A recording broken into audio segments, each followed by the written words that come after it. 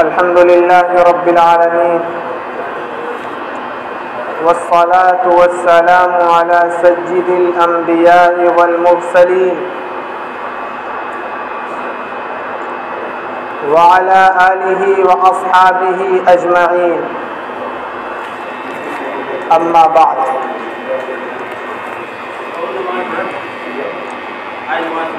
क़ाल अल्लाहु तबारक व तआला फ़िल क़ुरआनिल मजीद वल फ़ुरक़ानिल हमीद। अऊज़ु बिल्लाहि मिनश शैतानिर रजीम। बिस्मिल्लाहिर रहमानिर रहीम। कुल इन्ना सलाती व नुसुकी व महयाय व ममाती लिल्लाहि रब्बिल आलमीन ला शरीका लहू व बिज़ालिका उमिरतु व अना अव्वलुल मुस्लिमीन। वक़ाल अल्लाहु तबारक व तआला फ़ी मौज़िइन आख़र इन्ना अअतैनाकल कौसर फ़सल्लि लिरब्बिक वन्हर इन्ना शानिअक हुवल अब्तर। वक़ाल रसूलुल्लाहि सल्लल्लाहु अलैहि वसल्लम मन वजद सअतन फलम युज़हि फला यक़रबन्न मुसल्लाना औ कमा क़ाल अलैहिस्सलातु वस्सलाम। मुहतरम व मुकर्रम सामीन किराम, मेरे अजीज साथियों और बुजुर्गों, बेइंतहा करम व एहसान है उस रब्बुल जलाल का कि जिसने हमें और आपको ईद उल अज़हा की नमाज अदा करने की निस्बत से जमा फरमाया और कुछ बातें अर्ज़ करने की और उन पर गौर व फिक्र करने की हमें और आपको तौफीक अता फरमाई।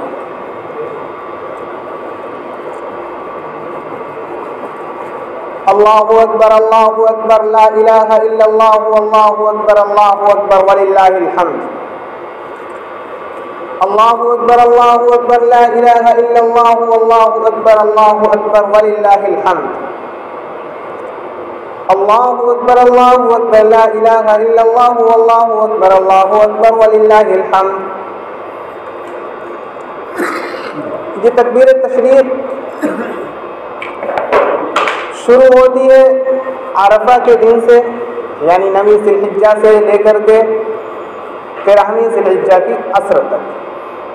मजमूई तौर पर कुल 23 नमाजें हो जाती हैं कि जिन नमाजों के बाद इन तकबीरों का बुलंद आवाज़ से पढ़ना, ज़ोर से पढ़ना वाजिब है।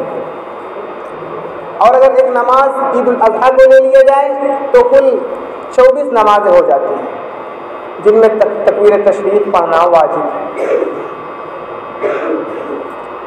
हाज़रीन मुहतरम, ये तो हम सब जानते हैं कि अल्लाह रब्बुल इज़्ज़त ने हमें इस दुनिया के अंदर इताअत और बंदगी के लिए पैदा फरमाया है। इबादत अहले इस्लाम का तशख़्ख़ुस है, रियाज़त मुसलमानों का इम्तियाज़ है, मुजाहदा और मशक्क़त अल्लाह वालों का नुमाया वस्फ़ है। साथ ही साथ ये एक नाकाबिल इनकार हकीकत भी है कि जो शख्स खुदा तरफ होता है, अल्लाह का मुक़र्रब और महबूब होता है, उसकी मशक्क़तें ज़्यादा हुआ करती हैं, उसका मुजाहदा आला दर्जे का हुआ करता है। चुनांचे हज़रत आदम अलैहिस्सलातु वस्सलाम से लेकर जनाब मुहम्मदुर रसूलुल्लाह सल्लल्लाहु अलैहि वसल्लम तक हज़रात अंबियाए किराम की पूरी तारीख शाहिद है कि अल्लाह के रास्ते में जितनी तकलीफ़ें और मशक्क़तें हज़रात अंबियाए किराम ने बर्दाश्त की, किसी और ने उसकी झलक भी नहीं देखी। जितने जागुसल इम्तिहानात की वादियाँ तय करके अल्लाह के महबूब रसूलों ने कामयाबी हासिल की, दूसरे इंसानों के लिए वो सोचना भी जुर्म है। हज़रात अंबियाए किराम का हर अमल इबादत था, उनकी हर अदा गलाज़त से मुत्तसिफ थी, और वो हज़रात कुरान करीम की इस आयत के हकीकी मिस्दाक़ थे, वमा खलक़्तुल जिन्ना वल इंसा इल्ला लियअबुदून, कि इंसानों और जिन्नातों को तो सिर्फ इबादत ही के लिए पैदा किया गया।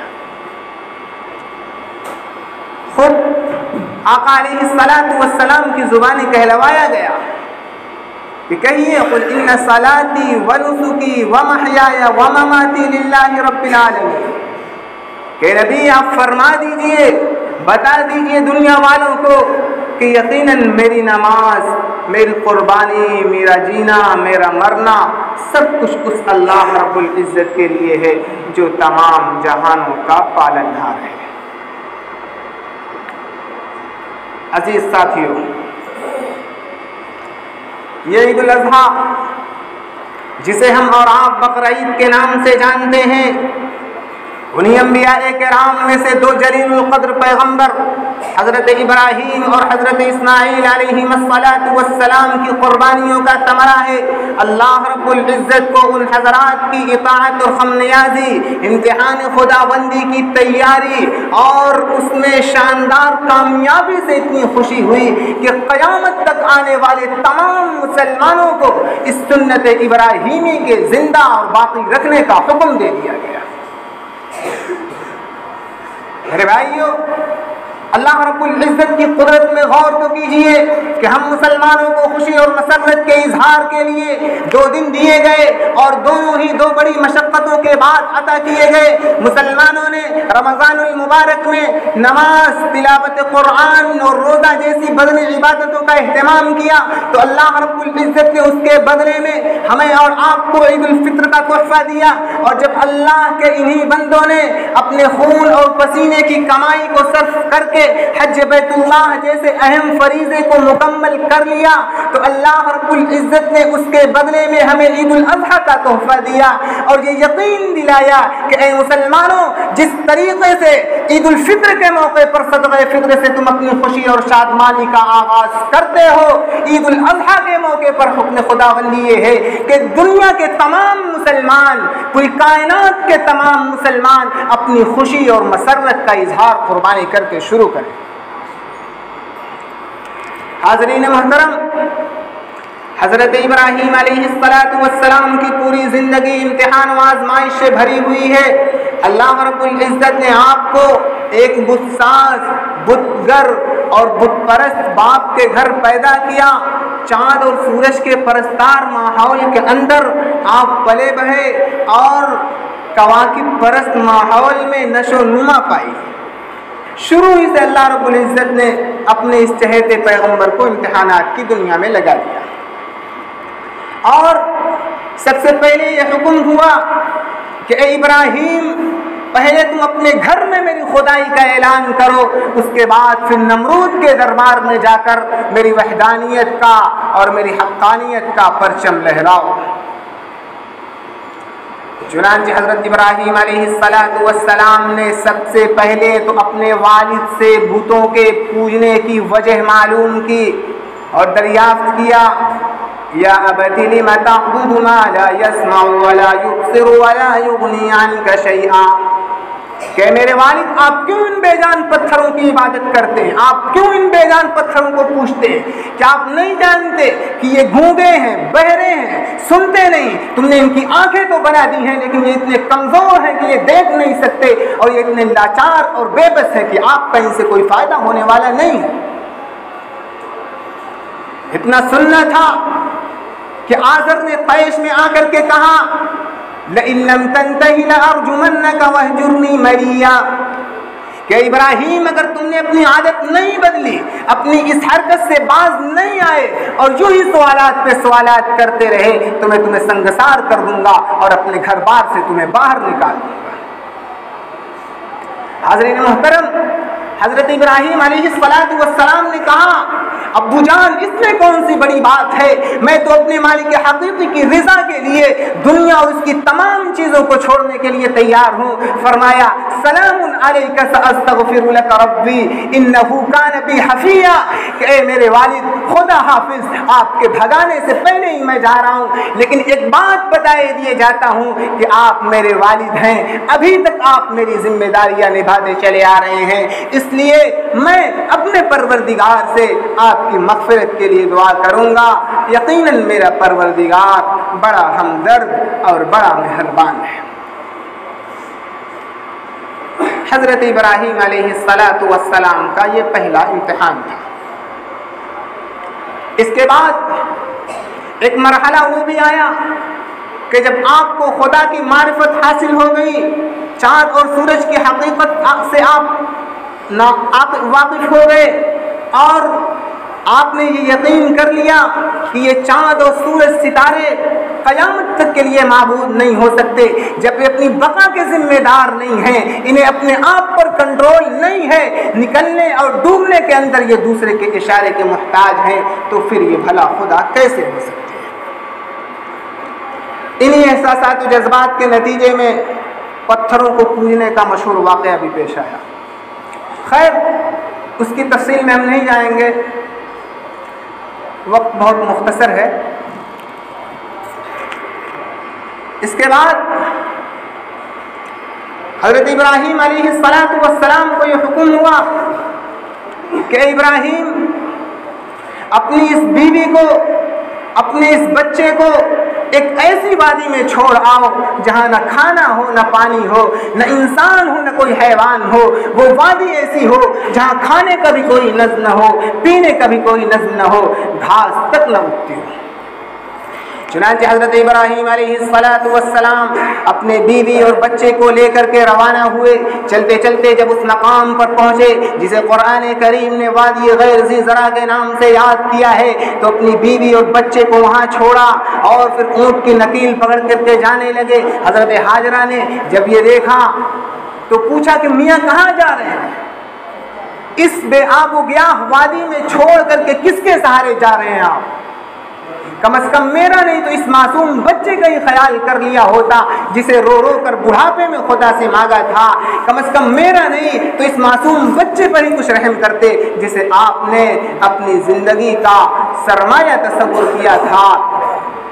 उसके बाद हज़रत इब्राहीम अलैहिस्सलातु वस्सलाम ने हज़रत हाजरा से कहा कि ये अल्लाह का हुक्म है।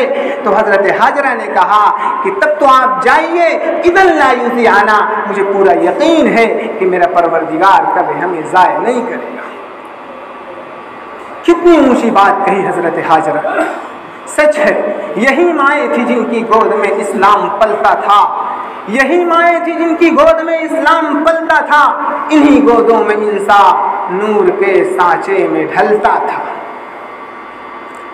चुनांचे हज़रत इब्राहीम अलैहिस्सलातु वस्सलाम अपनी बीवी और बच्चे को छोड़ करके रवाना हो गए। चलते चलते जब बीवी और बच्चे नजरों से ओझल हो गए तो हाथ उठा करके अल्लाह के दरबार में इंतहाई दर्दंगेज दुआ मांगी और कहा, रब्बना इन्नी अस्कन्तु मिन दुर्रिय्यती बिवादिन गैरि ज़ी ज़र्इन इंद बैतिकल मुहर्रम,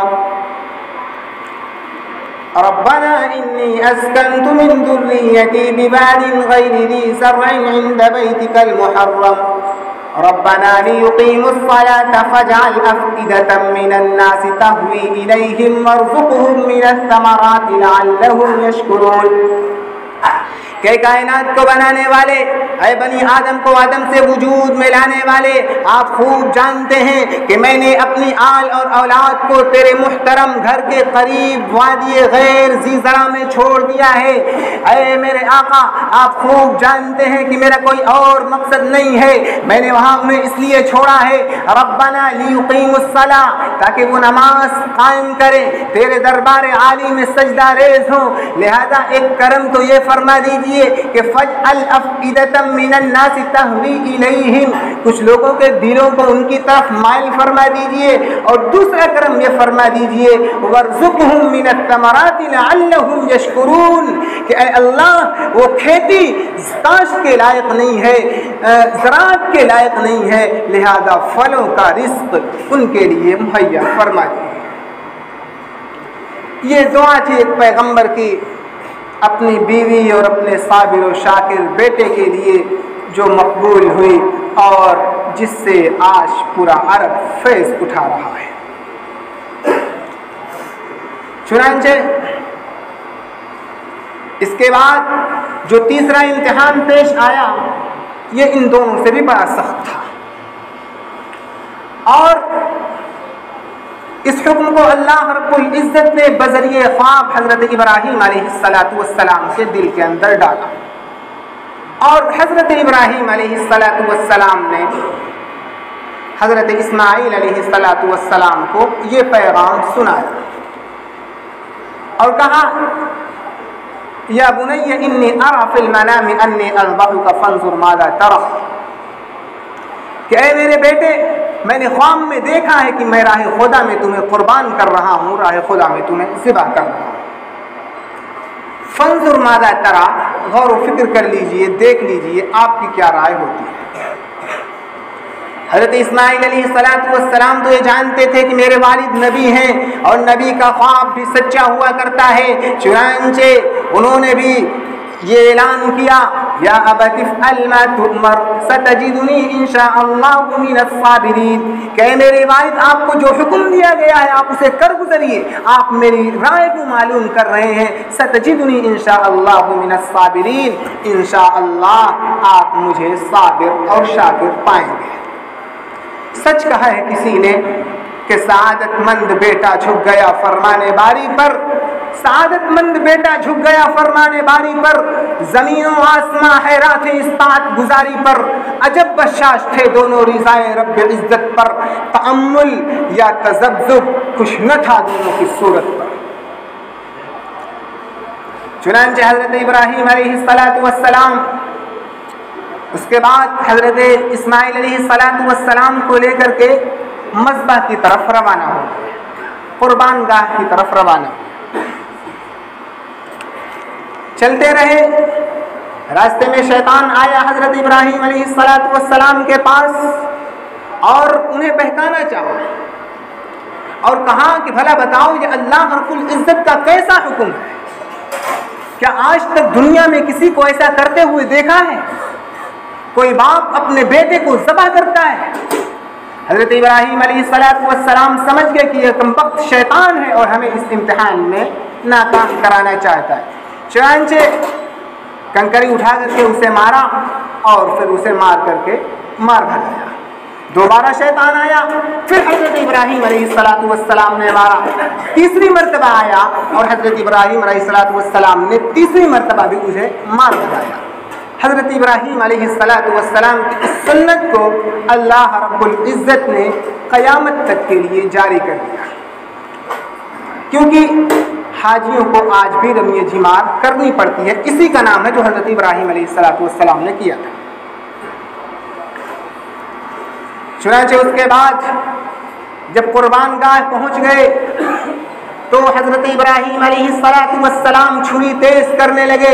मुसलमानों अजीब समा था वो, आसमान भी खामोश था, ज़मीन भी साकित थी, हवाओं ने चलना बंद कर दिया था, कलियों ने चहचहाना छोड़ दिया था। पूरी कायनात हैरान और शश्तर थी कि क्या होने जा रहा है। ज़मीन साकित बड़ी थी, आसमान साकित था बेचारा, न इससे पेश कर देखा था ये हैरत का नज़ारा। चुनांचे हज़रत इब्राहीम अलैहिस्सलातु वस्सलाम ने हज़रत इस्माईल को लिटाया और छुरी उनके गले पर रख दी, लेकिन अल्लाह रब्बुल इज़्ज़त ने हज़रत इस्माईल के बदले में जन्नत से वहाँ मेढा रखवा दिया और छुरी पूरी उसी के गले पर चढ़ी। ये हज़रत इब्राहीम अलैहिस्सलातु वस्सलाम की सुन्नत है। मेरे भाइयों, ये बहुत बड़ा इम्तिहान था।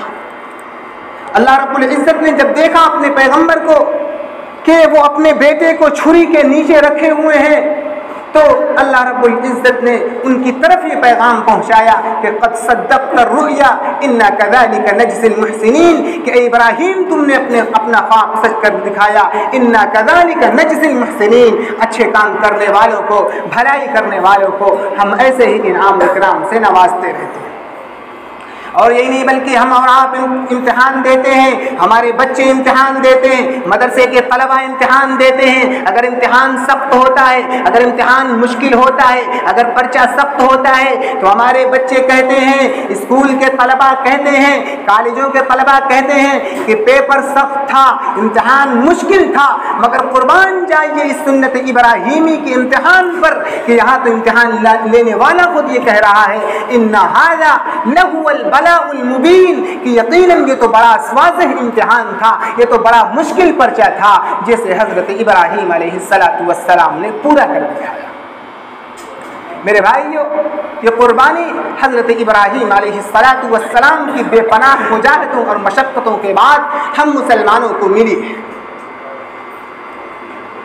इन्हीं कुर्बानियों के मुताल्लिक़ सहाबा किराम ने हुज़ूर पाक अलैहिस्सलातु वस्सलाम से पूछा, मा हियल अज़ाही या रसूल अल्लाह, कि अल्लाह के रसूल ये कुर्बानी क्या है? ये कुर्बानी जो जानवरों का हम खून बहाते हैं, इसकी क्या है, इसकी क्या हैसियत है? तो आका अलैहिस्सलातु वस्सलाम ने फरमाया, हिय सुन्नतु अबीकुम इब्राहीम, कि तुम्हारे बुजुर्ग बाप हज़रत इब्राहीम अलैहिस्सलातु वस्सलाम की सुन्नत है। उसके बाद सहाबा किराम ने अर्ज़ किया, मा लना फ़ीहा, अल्लाह के रसूल हमें इसमें क्या मिलेगा? तो फरमाया आका अलैहिस्सलातु वस्सलाम ने, लिकुल्लि शअरतिन हसना, कि हर बाल के बदले तुम्हें एक नेकी मिलेगी। मेरे भाइयों, कुर्बानी के मुताल्लिक़ बेशुमार हदीसें वारिद हुई हैं, इसकी फजीलत के मुताल्लिक़ बेशुमार अहादीसें आई हैं। जैसा कि एक जगह आता है, फरमाया अलैहिस्सलातु वस्सलाम ने कि सम्मिनु बहायाकुम फ़इन्नहा अला सिराति मतायाकुम, कि ऐ लोगों, कुर्बानी के जानवर को खूब खिलाओ पिलाओ, मोटा और ताज़ा करो, क्योंकि ये पुल सिरात पर तुम्हारी सवारी होगा कि जिस पर सवार होकर तुम आसानी से ये पुल पार कर लो। जिस तरीक़े से हदीस पाक में और कुरान करीम के अंदर कुर्बानी करने वालों के लिए बड़ी बड़ी फजीलतें आई हैं, इसी तरीक़े से कुर्बानी न करने वालों के लिए बड़ी सख्त वईदें आई हैं। फरमाया आका अलैहिस्सलातु वस्सलाम ने, मन वजद सातन फलम युबहि फला यक़रबन्न मुसल्लाना, कि जो शख्स वसात के बावजूद कुर्बानी न करे, अल्लाह रब्बुल इज़्ज़त ने उसे अता फरमाया है, फिर भी वो कुर्बानी जैसी अहम इबादत को अंजाम न दे, तो अल्लाह रब्बुल इज़्ज़त फरमाते हैं कि खबरदार खबरदार, वो हमारी ईदगाह के करीब न आए, मुसलमानों की इस खुशी में वो शिरकत न करे। मुसलमानों, कितनी सख्त वईदें हैं कुर्बानी न करने के मुताल्लिक़। इस वजह से कि अगर हम और आप में से अगर कुछ लोग ऐसे रह गए हैं कि जो कुर्बानी करने की नीयत उन्होंने अभी नहीं की है, हालांकि उन पर कुर्बानी वाजिब है, तो उन पर ज़रूरी ये है कि अभी कुर्बानी के 3 दिन बचे हुए हैं, वो कुर्बानी करें और अल्लाह रब्बुल इज़्ज़त की और हुज़ूर पाक अलैहिस्सलातु वस्सलाम की इस वईद से बच जाए। अब सवाल ये पैदा होता है कि कुर्बानी किस पर वाजिब है? तो आप सुन लीजिए कि कुर्बानी वाजिब है हर मुसलमान आक़िल बालिग़ मुक़ीम पर, जो साहिब निसाब। साहिब निसाब का मतलब 52.5 तोला चांदी उसके पास मौजूद हो, या उसकी कीमत हो, या इसी तरीके से अपना जो मतलब काम होता है, जो आदमी पेशा होता है, उस पेशे से ज़ायद जो सामान हो, या इसी तरीके से जो रिहायशी मकानात होते हैं, उन मकानात के अलावा जो दीगर मकान हैं और उन मकान की जो रूपियों की तादाद पहुंचती है, वो साहिब निसाब अगर वो बन जाता है उस माल के एतबार से, तो उस पर कुर्बानी वाजिब है।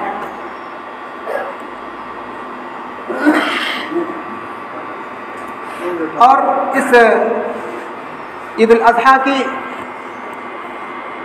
हैसियत ये है कि ये ईद उल अज़हा वाजिब है। और अब इसमें एक मसला ये भी आता है कि इंसान कुर्बानी करता है तो कौन सा जानवर कुर्बानी में होना चाहिए? तो ये बात मालूम होनी चाहिए कि कुर्बानी उन्हीं जानवरों की जायज़ है जो पालतू हैं। पालतू में बकरा, बकरी, भैंस, गाय, ये सब आ जाएंगे। बाज़ लोग कहते हैं कि भैंस की कुर्बानी जायज़ नहीं है, और वो लोग ये कहते हैं कि भैंस चूँकि पालतू जानवर नहीं है, इस वजह से इसकी कुर्बानी जायज़ नहीं है। हालांकि ये उनका वहम ख़याल है। जो राजिह कौल है, जो मुफ्ताबिही कौल है, जिस पर फतवा दिया जाता है, वो यही कौल है कि भैंस की भी कुर्बानी वाजिब है। और इस कुर्बानी करने में जो नीयत होनी चाहिए वो खालिस अल्लाह रब्बुल इज़्ज़त की रज़ा के लिए कुर्बानी होनी चाहिए, क्योंकि अल्लाह रब्बुल इज़्ज़त फरमाता है लन यनालल्लाह लुहूमुहा वला दिमाउहा वलाकिन यनालुहु तक़वा मिनकुम, कि अल्लाह रब्बुल इज़्ज़त के यहाँ न तो कुर्बानी का खून जाता है और न इनको गोश्त पहुँचता है, बल्कि अल्लाह रब्बुल इज़्ज़त के यहाँ सिर्फ तक़वा जाता है, सिर्फ तक़वा अल्लाह रब्बुल इज़्ज़त देखते हैं। इसलिए ज़रूरत इस बात की है कि जो भी मुसलमान कुर्बानी करे वो सिर्फ़ और सिर्फ अल्लाह रब्बुल इज़्ज़त के लिए करे। इसी वजह से जो मुश्तरका कुर्बानी होती है, जैसे मिसाल के तौर पे बड़ा जानवर है, भैंस है, गाय है, तो इनमें 7 हिस्से लगते हैं, आमतौर पर 7 हिस्से लगते हैं। तो इन हिस्सों में अगर कोई शख्स कोई शर्त फासिद नीयत फासिद कर लेता है, मिसाल के तौर पर उसकी नीयत ये होती है कि गोश्त खाने के लिए कर रहा कुर्बानी, या कोई और नीयत है, या रियाकारी है, महज दिखलावा है, तो किसी एक की भी कुर्बानी दुरुस्त नहीं होगी। कान खोल कर सुन लीजिए, किसी एक की भी कुर्बानी दुरुस्त नहीं होगी उसकी नीयत फासिदा की वजह से। अगर अल्लाह की रज़ा की नीयत नहीं है तो किसी भी की कुर्बानी वाजिब नहीं, किसी भी की कुर्बानी सही नहीं होती, जायज़ नहीं है। और नमाज ईदैन का जो तरीक़ा है ये बिल्कुल वही नमाज़ों जैसा तरीक़ा है जो दीगर नमाज़ें हैं, बस फ़र्क इतना है कि इन नमाज़ों के अंदर 6 तकबीरें ज़ायद हुआ करती हैं। इमाम पहले सना पढ़ेगा, अल्लाहु अकबर कहकर तकबीर कह करके नीयत बांध लेगा, उसके बाद 3 तकबीरें ज़ायद कही जाएंगी। पहली 2 तकबीरों में हाथ उठाकर छोड़ दिए जाएंगे, तीसरी तकबीर में बांध लिए जाएंगे। उसके बाद सूरह फातिहा, सूरत कौमा, रुकू सजदा वगैरह के बाद फिर दूसरी रकात में इसी तरीके से रुकू से पहले 3 तकबीरें ज़ायद कही जाएंगी। तीनों तकबीरों में कानों तक हाथ उठा करके छोड़ दिया जाएगा और चौथी तकबीर में बग़ैर हाथ उठाए नमाज में रुकू में चले जाएंगे और बकिया नमाजें दीगर नमाजों की तरह अदा की जाएंगी।